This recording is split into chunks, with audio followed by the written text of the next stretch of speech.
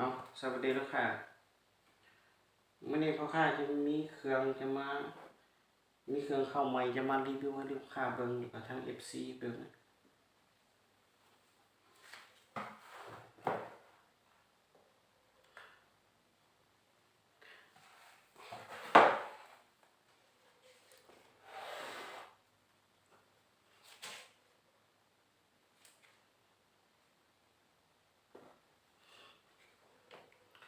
กระบอกนี้จะเป็นตัวตาติโก้นะ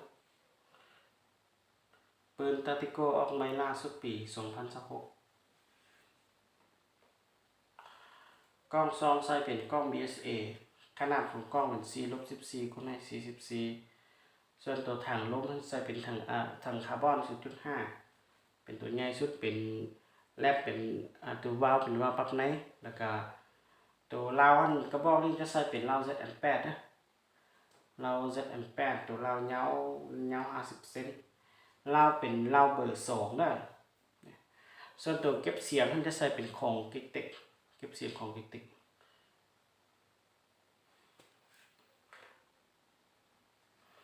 ตัวนี้เป็นตัดติโก้ใส่ถังคาร์บอนกล้อง BSA ทั้งท้ายนี่สามารถดึงได้นะครับพับได้เลย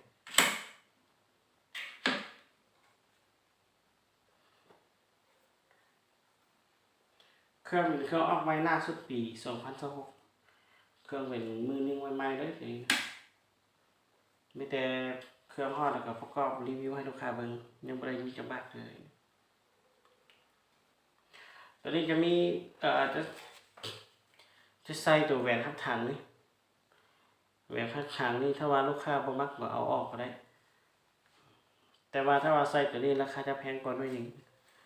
จะแพงกว่า300,000ได้ตัวนี้นะเพราะว่าตัวนี้เพราะค่าขายได้300,000ตัวนี้นะตัวแหวนจับเล่าทับถังเป็นอลูมิเนียม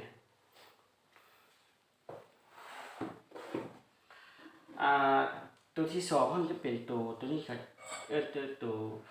ตัว K2 นะตัว K2 K2 K2 ตัว K2 มันจะใส่เป็นวาล์วมันจะใส่เป็นวาล์วปรับนอกนะนี่วาล์วใหญ่วาล์วปรับนอกทางไทยนี่สามารถพับได้ดึงได้แล้วก็ตัวนี้ตัว K2 ออกใหม่ล่าสุดคือกันปี2016ตัว K2 นี่กล้องจะใส่เป็นกล้องสวีเดนเนี่ยกล้องไม่บวกแต่ว่าตัวนี้ขนาดสูงนะกล้องขนาด 4-16 คูณ44กล้องรุ่นนี้นะเป็นกล้องไม่บวกแต่ว่าเป็นกล้องที่มีไฟเลนมีทั้งสีฟ้าสีแดงแล้วก็ตัวถังลมมันจะใส่เป็นถังคาร์บอน 0.5 แล้วก็เป็นวาล์วเป็นวาล์วปรับนอกนี่ถ้าว่าลูกค้ามักเป็นวาล์วสักพันก็ได้กันแต่ว่าเดี๋ยวนี้พอค้ามารีวิวใส่เป็นวาล์วปรับนอกส่วนตัวนี้จะใส่เป็นราวก็จะใส่เป็นราวZM8กันราวยาว50เซนเป็นราวเบอร์2ส่วนตัวเก็บเสียงก็เป็นของกิกเต็กนี่เก็บเสียงกิกเต็กเครื่องนี้มีรับประกันให้ลูกค้าแล้วก็มีปลายทางพร้อมนะตามแขวนมีปลายทางตัวแค่2นี่ก็จะมีแม็กไซลูกขึ้นแต่ว่าตัวนี้เป็นตัววาล์วปรับนอกไก่จะออกเป็นสีเหลืองตัวล็อกไก่จะเป็นสีดำล็อกไก่สีดำแค่ใส่ถังคาร์บอนนี่น้ำหนักจะเบากว่าแต่ว่าราคาจะแพงกว่าเนี่ยใส่ถังคาร์บอนถ้าว่าใส่ถังอลูนี่ราคาจะถูกกว่าแต่ว่ามันยิ่งเกิดจะบ่หลายคือตัวใส่ถังคาร์บอนแล้วก็น้ำหนักปืนจะได้หลายกว่าแต่ว่าส่วนใหญ่ตัวนี้ลูกค้าเอาแต่ถังอลูนะคือตัวK2นี่ลูกค้าเอาแต่ถังอลูตัวที่3นี่เป็นตัว MC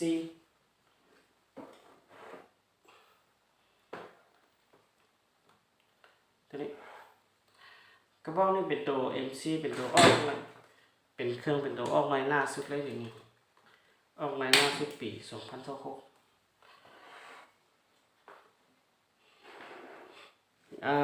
ตัวกล้องมันจะใช้เป็นกล้องสวีเดนเป็นกล้องขนาด 4-16 คูณ44เป็นกล้องไม่บวกแล้วก็ ตัวถังลมจะใส่เป็นถังคาร์บอน 0.5 ส่วนตัววาล์วมันเป็นวาล์วปรับในวาล์วsetพันเลย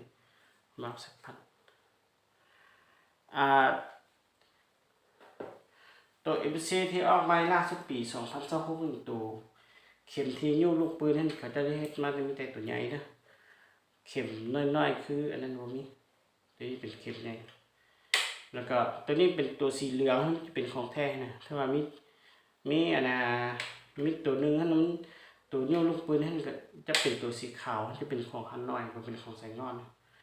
ตัวนี้เป็นของไซงอน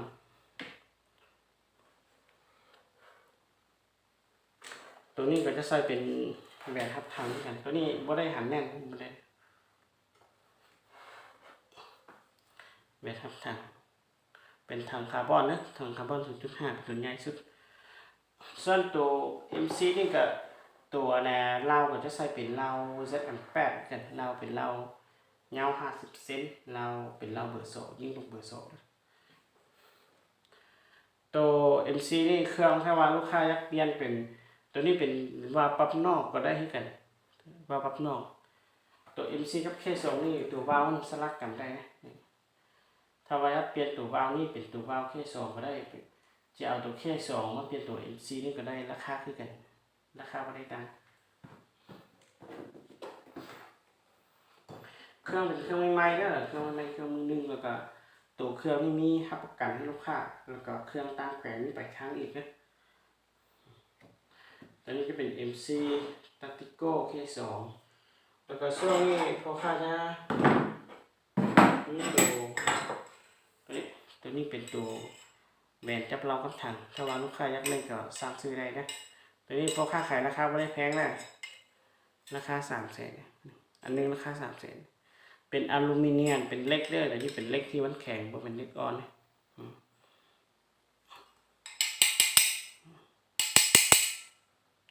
ไม่ได้ลูกค้าสนใจ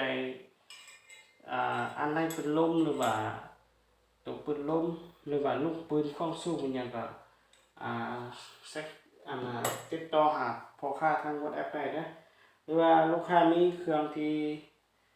แบบว่าปืนอะไรมันอย่างที่มันเปๆเนี่ยอยากให้พอค่าบอกรายละเอียดก็มีแต่แชร์ถามมานะคิดว่าเป็นรายละเอียดอยากสอบถามมันอย่างก็ถามได้นะหรือว่าอยากได้เครื่องก็มีแต่ติดต่อหาพอค่าทาง WhatsApp ที่บอกรายละเอียดราคาเครื่องแล้วก็แต่ละรุ่นว่ามันราคาแตกต่างกันอย่างไรกล่องมันยี่ห้อถังยี่ห้อไหนมันดีตัวธรรมดามันเป็นตัวใด